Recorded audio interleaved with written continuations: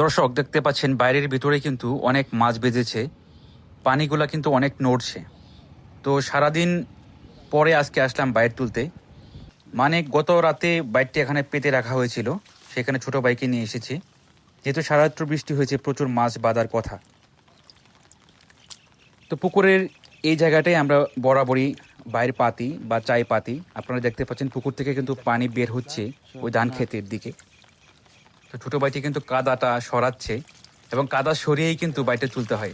দেখেন ভিতরে কিন্তু মাছ লাফালাফি করছে, সে কিন্তু অনেকগুলা মাছই ধরেছে। হ্যাঁ, মাশাল্লাহ, অনেকগুলা মাছ। আমি যদি আপনাদেরকে কাছ থেকে দেখাই, দেখেন অনেকগুলা মাছ। এই মাছগুলো মূলত পুঁটি, ছোট ছোট কুয়ের পোনা, তারা ভাইম, চিংড়ি, আরও অনেক প্রজাতির মাছ ধরা পড়ে আমার এই বাইরে। সারাদিনের বৃষ্টির কারণে মাছগুলা যখন বাহির থেকে ভিতরে আসতে চায় পানির স্রোতের বিপরীতে, আমরা অনেকে এটাকে উজানের মাছ বলি। উজানের মাছ যখন পাওয়া যায় তখন খুবই ভালো লাগে দেখতে। দেখেন কি মাছগুলা, পুঁটি, তারপরে এটাকে বলা হয় মলা, মলাও ছিল অনেক। তো বাইট তোলা এই মুহূর্তে আমাদের শেষ। এখন আবার বাইটটা কিন্তু এখানে পেতে রাখতে হবে আগের মতো করে। দেখতে পাচ্ছেন সে কিন্তু বাইটটি পাতার জন্য চেষ্টা করছে।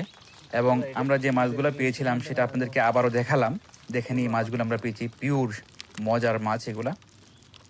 তো যারা এখন কষ্ট করে আমাদের ভিডিওটি দেখেছেন তারা আমাদের সাথেই থাকবেন, আমার চ্যানেলটাকে সাবস্ক্রাইব করবেন এরকম আরও অনেক ভিডিও পেতে।